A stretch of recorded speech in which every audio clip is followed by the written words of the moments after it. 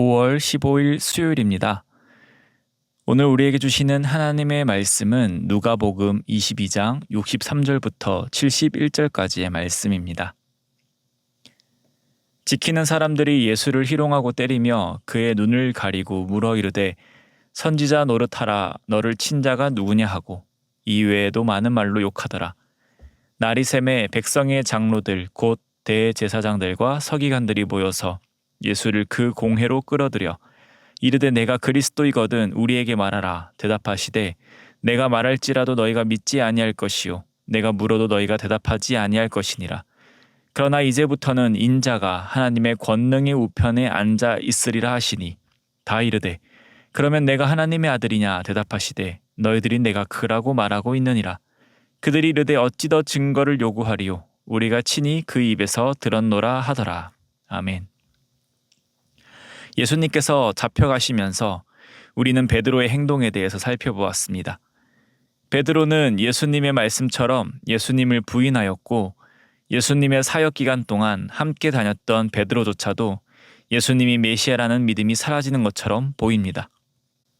오늘 본문을 보시면 제자에게서 시선을 돌려 다양한 이들에 대해 말씀합니다. 63절에서는 지키는 사람들이 나오고 66절에서는 백성의 장로들인 대제사장들, 서기관들이 등장합니다. 이들은 하나의 공통점을 가지고 있습니다. 그들은 잘못된 길을 걷고 있다는 것입니다. 예수님을 지키는 자는 그들이 희롱하는 분의 정체를 알지 못했습니다. 그들이 예수님이 메시아란 사실을 전혀 못 들었다는 것은 아닙니다. 그 당시 많은 무리들로부터 예수님은 관심을 받았습니다. 어떤 이들은 예수님을 메시아로, 어떤 이들은 예수님을 랍비로, 어떤 이들은 예수님을 사기꾼으로 각자 예수님에 대한 다양한 입장들을 가지고 있었을 것입니다. 예수님을 지키는 자들 또한 분명 예수님에 대한 무성한 소문을 접했을 것입니다. 그리고 그들이 취한 자세는 예수님을 희롱하고 때린 것입니다. 또 많은 말로 욕한 것입니다. 즉 그들은 예수님을 그저 죄인으로 대했다는 것입니다. 그들 앞에 계신 분이 누구신지 정확히 알았다면 그들이 그런 행동을 했을까요? 예수님을 지키는 자들은 바로 앞에 구원자이시자 하나님의 아들을 보지 못했습니다. 육신의 눈으로 예수님을 분명 보고 있었지만 구원자이신 예수님을 보지 못했습니다.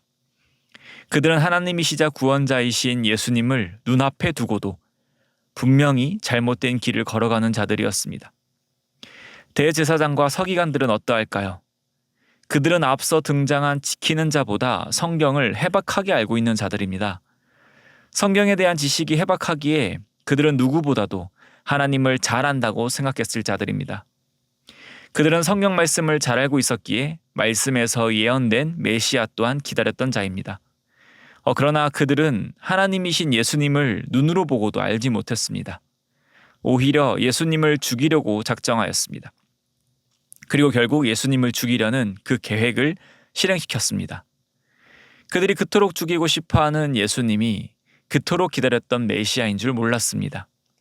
그들은 예수님을 죽이기 위해 그 당시 정식 재판 절차를 거치지도 않았습니다. 시간이 지체되면 예수님을 죽이려는 그들의 계획에 큰 차질이 생길 수도 있기 때문에 불법도 서스럼 없이 행하였습니다. 본문에서 그들은 예수님께 정말 그리스도인지를 물어봅니다. 그러나 이 질문이 예수님이 진짜 그리스도인지 또 죄인인지가 궁금해서 물어본 것이 아닙니다. 그들에게 이 사실은 중요한 것이 아닙니다. 그들에게 중요한 것은 자신의 이익이며 이 이익을 위협하는 눈엣가시 같은 예수님을 죽이는 것이 이들의 목적이었습니다. 그래서 하나님을 많이 아는 것으로 하나님에 대한 열심으로 둘째라면 서러울 이들은 역설적이게도 자신의 입속을 챙기려는 추악한 모습만을 보여주고 있습니다. 이들 또한 잘못된 길을 걷고 있는 자들입니다. 스스로 옳은 길을 걷고 있다고 생각했지만 그들이 걷고 있는 길은 무리한 길이고 잘못된 길입니다. 이들의 모습과는 달리 예수님은 하나님께서 원하시는 순종의 길을 걷고 계십니다. 예수님을 지키는 자가 예수님을 희롱하고 욕하고 때릴 때에도 예수님은 그것을 감당하셨습니다. 피조물이 창조주를 욕하고 때리는 결코 있을 수 없는 일이 일어남에도 예수님은 순종의 길을 걷기 위하여 기꺼이 그 수치와 모욕을 감당하셨습니다. 종교 지도자들이 예수님을 부당하게 결박하고 감금할 때 예수님은 침묵하셨습니다. 그들이 예수님께 이런저런 질문을 던지며 꼬투리를 잡으려 할 때 예수님은 그들이 무슨 말을 해도 믿지 않을 것을 잘 알고 계셨습니다. 예수님께서 그들이 원하는 대답을 말씀하시지 않아도 그들은 어떻게든 예수님께 죄를 덮어씌워 죽이려고 할 것입니다. 그런데 오늘 69절을 보시면 예수님께서 이렇게 말씀하십니다. 그러나 이제부터는 인자가 하나님의 권능의 우편에 앉아 있으리라 하시니. 그래서 70절에서 종교 지도자들이 이렇게 물어보죠. 그러면 내가 하나님의 아들이냐? 이 질문에 예수님께서는 너희들이 내가 그라고 말하고 있느니라 라고 말씀하십니다. 예수님께서 하신 이 말씀은 전부 당연히 맞는 말씀입니다. 예수님은 하나님의 권능의 우편에 앉아 계십니다. 또 예수님은 하나님의 아들이십니다. 예수님은 하나님이시자 하나님의 아들로 하나님의 우편에서 모든 것을 심판하실 것입니다. 예수님께서 하나님의 아들이냐라는 질문에 그렇다라고 대답하는 건 너무나도 당연합니다. 사실 그대로이기 때문이죠. 그러나 지금 예수님은 아주 곤란한 상황에 처해 있습니다. 예수님께서 이 곤란한 상황을 빠져나가려면 그들의 말에 그저 침묵하시면 됐을 것입니다.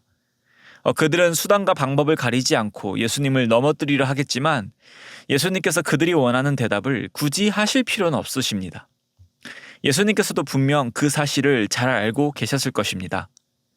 그러나 본문에서와 같이 예수님께서는 그들이 원하는 대답을 해주셨습니다. 그들은 예수님께서 이 말씀을 할 때 속으로 쾌재를 불렀을 것 같습니다. 예수님의 대답을 통해 그들은 원하는 대답을 얻었습니다. 그래서 그들은 어찌 더 증거를 요구하리요? 우리가 친히 그 입에서 들었노라 라고 하며 예수님을 유죄라고 합니다. 예수님께서 이렇게 행하신 이유는 예수님의 길이 살고 죽는 데 있지 않았기 때문입니다. 예수님께서는 이미 제자들에게 여러 번 말씀하셨습니다. 예수님 본인이 십자가에서 죽어야 한다라는 것을 말입니다. 예수님은 예수님 자신이 걸어가야 할 길을 분명히 알고 계셨습니다. 그 길이 아무리 험하고 좁아도 그것은 문제가 되지 않습니다. 예수님께 가장 중요한 것은 하나님이 원하시는 것, 우리를 죄에서 건지시는 것, 그 목적이 가장 중요했기 때문에 기꺼이 험하고 좁은 길을 걸어가셨습니다. 사랑하는 성도님, 세상에는 많은 사람들이 각자의 길을 걸어갑니다. 모두가 그런 것은 아니지만 대부분의 사람들이 어떤 목적을 설정한 후에 그 목적지를 향하여 걸어갑니다. 그 목적지는 참 다양합니다. 돈이 목적인 이들도 있고 권력이 목적인 이들도 있습니다. 소박하게 가족의 행복이 목적인 이들도 있고 하루하루 소박하게 즐기고 만족하며 살자는 이들도 있습니다.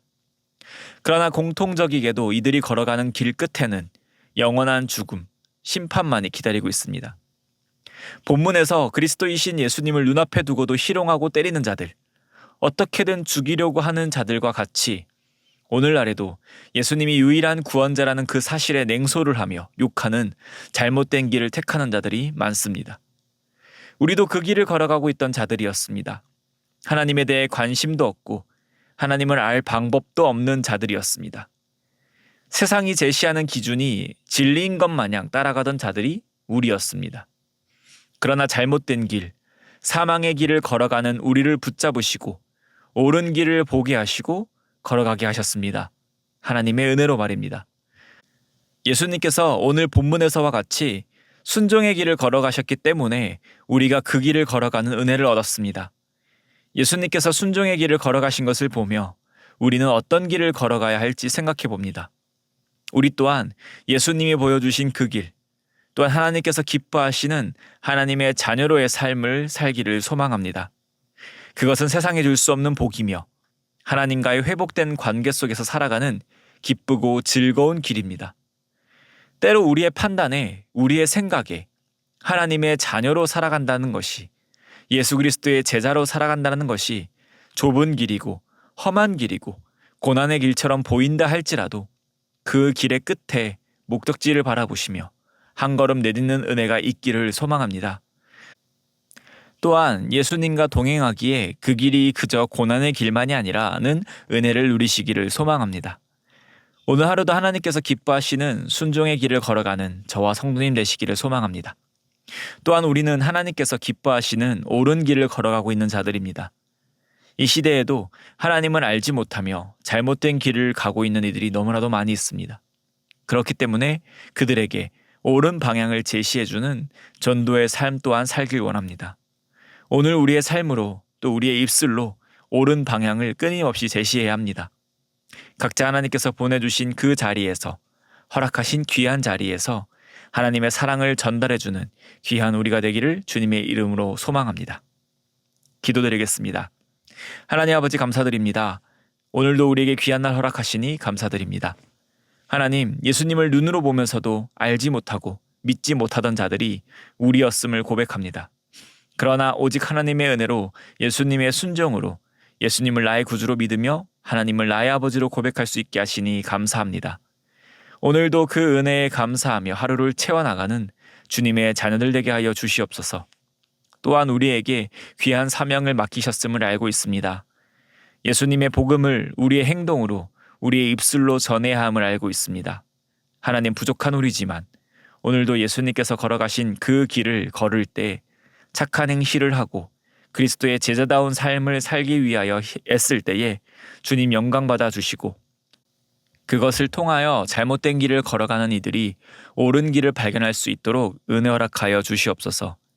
그래야 하나님을 모르고 살아가는 이들이 하나님을 믿는 놀라운 복을 누리며 살아가도록 은혜 허락하여 주시옵소서. 이 모든 말씀 우리를 구원하신 예수 그리스도 이름으로 기도드립니다. 아멘. 우리 이 시간 함께 기도하실 때 주신 말씀을 붙들고 기도하시고 주간 기도 제목에 따라서 전도와 선교를 위해서 함께 기도드리겠습니다. 우리 신부산교회가 부산 지역에 죽어가는 영혼을 살리는 교회 되도록, 영혼을 품고 기도하며 전도하는 교회 되도록 기도해 주시기 바랍니다. 또 우리 교회가 후원하는 선교사님들을 위하여 금주는 캄보디아에서 선교하시는 권창현, 천소희 선교사님을 위하여 기도드리겠습니다. 우리 임직을 위해 함께 또 기도드리겠습니다. 선거 기간 온 교회가 성령 충만하여 사단이 틈타지 못하도록, 목자의 심정으로 성도를 섬기고 종의 자세로 교회를 섬길 직분자들이 잘 세워지도록, 선거 기간이 훈련과 성숙의 기회가 되고 우리 교회에 복이 되며 감사의 기쁨의 시간이 되도록 기도해 주시기 바랍니다. 우리 개인 기도 제목과 합심 기도 제목으로 함께 기도드리겠습니다.